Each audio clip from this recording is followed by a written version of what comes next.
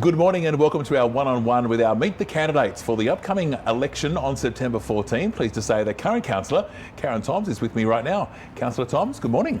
Good morning. Thank you for your time this morning. Thank you for the opportunity. Let's find a bit more about yourself. Who is Karen Toms and what brought you to the Clarence Valley?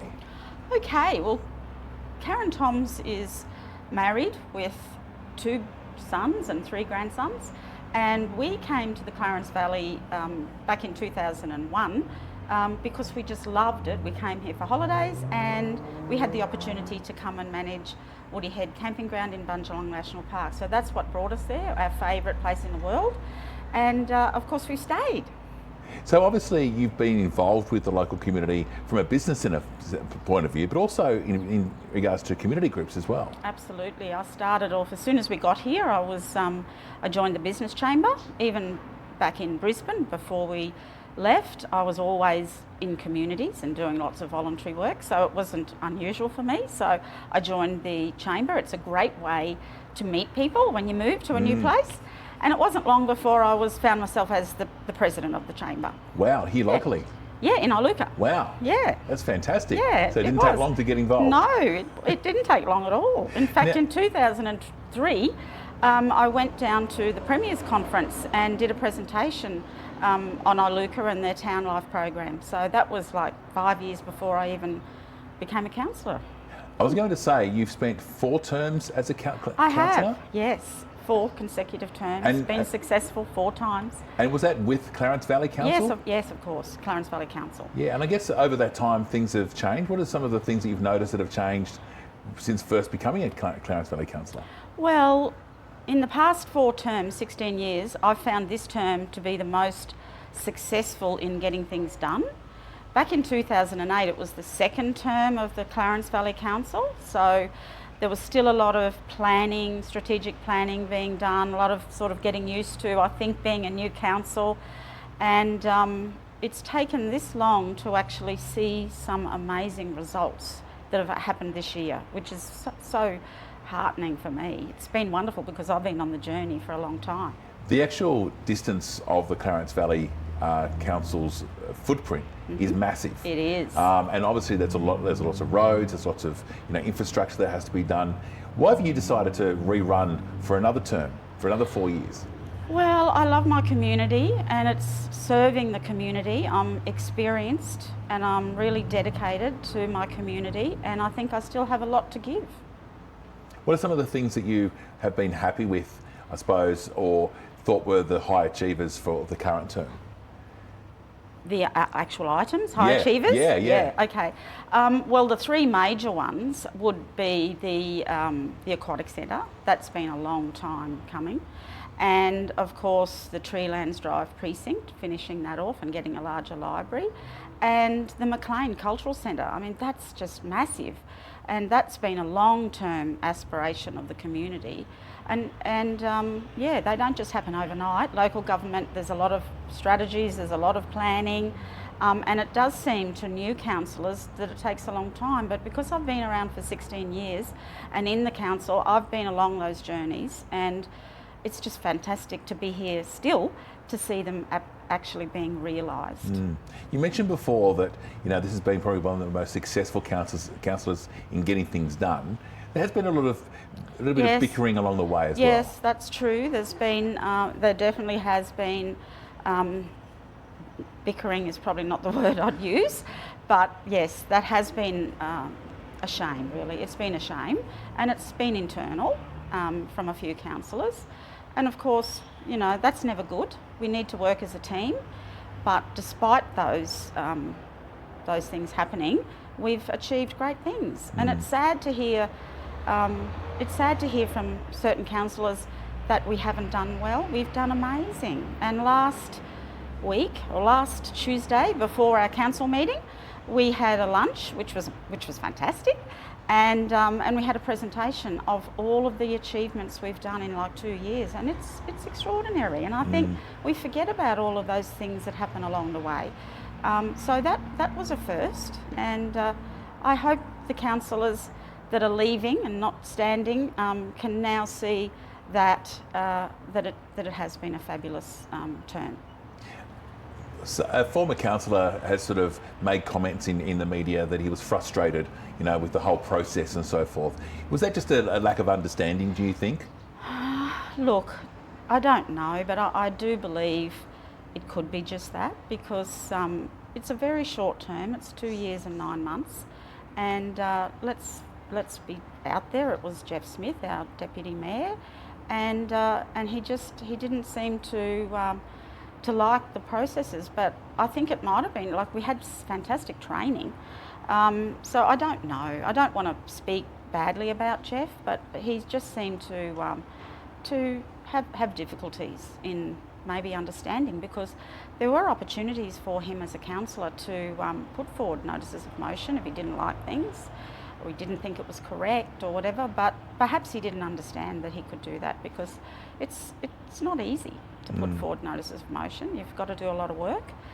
You've got to write up your reports and things, but yeah, that was sad that that it was such a short term, and that he feels it was not a productive term, because it certainly was, and I hope that he understands that now after coming to the lunch last week. Obviously, there's 17 candidates that are standing on September 14, which is a big number, and there's some great people on there. I'm going to say all are great. Yeah. There are some that have got experience, some that haven't got experience. Yeah. Given some of them, do you think you could work with all of them if Absolutely. they were elected? Absolutely, I can work with anybody. I think it's great that we've got 17 candidates. It's one more than last time. We had 16 last time. And yes, there's experience, different experience, what I would call different experience. Like 2 of the candidates have had many, many years of working on the other side as a staff member, very different from being a councillor. And, hopefully if they're successful, that they'll transition into the other side. But really, we should all be working together as a team, because that's how we get great things done for our community. Obviously, people know that there's been lots of talk about a particular community group in Yamba Can. If Lynn Cairns was elected, how would you feel working alongside her? Could you put differences aside? Absolutely. I worked with Lynn a lot last term, spent many hours in her home helping her. I can work with anyone. In fact, I think if Lynn Cairns is successful, it'll be a good thing, because she'll learn what it's like to actually be a councillor. And actually, I call it, in the arena. And at the moment, if she is elected, she won't be able to do what she's doing now. And, that's a good thing. I think you've got to learn, you've got to see what it's like from the other side. And at the moment, she's on the outside looking in, and very negative. Yeah, thinks we're all bad. And we're not. So I know over the years you see candidates at local council elections make promises that they won't raise the rates, and they won't do this and they won't do that. Yeah. Is that something that one lone councillor can do? No, absolutely not. But I understand how it happens, because I fell for that trap myself in 2016. And I'm expecting to be banged over the head by that one. But yes, you shouldn't do that, because one councillor can't make decisions, so you need a majority. And sometimes you don't have all of the information that you need to make that decision. So it's not wise to come out and say that. But the difference with what I did and some other councillors did was we were against a 41% rate rise. We didn't actually say we are against an SRV, although we may have in the paper, I don't know, I can't remember, but on the big billboard that we did coming into Maclean, it was against a 41% rate rise. Now, we then had a day with the Office of Local Government. They flew up to see us, and we also had an administrator came up to see us, and it was a very enlightening day. And we learned then that we needed to seriously consider a SRV back then, plus a lot of other efficiency savings, which we did. And they're the tough decisions that I talk about out there when I'm asked. They're tough decisions, they're not easy, but they're decisions made that have now put us in a really good financial position now, and I have no regrets. What are some of the things that you would like to see happen should you be elected for another 4 years? Well, I would love to see our Disability Inclusion Action Plan actioned, and I believe it is. Our Access Committee has been very successful. this term, the most successful in all the terms that I've been on the Access Committee. So that's my real passion, is making our community accessible for everybody, and not leaving people behind, because we do have there's like 4 million people in Australia that live with a disability. Some of them are invisible. So yeah, I think we need to always be thinking about those people in our community who need a little bit of help, even in terms of employment, possible worth, what's the word? Employment opportunities that are real, So yes, I really am keen to see that. And I heard some wonderful news from the principal of the Iluka Primary School on Friday when you were there for breakfast.